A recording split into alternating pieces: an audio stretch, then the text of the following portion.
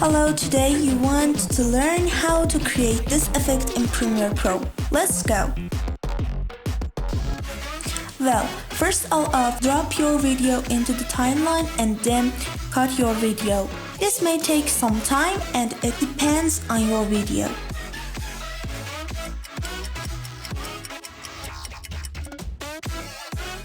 Click on this and go to the top.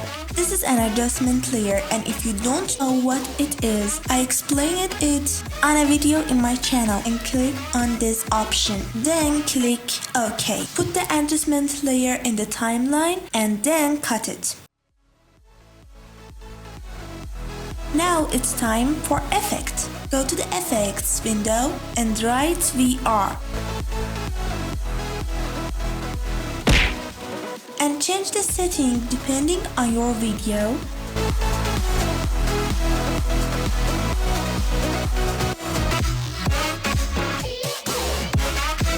And now it's time for the next effect, directional blur. And you have to change only this option.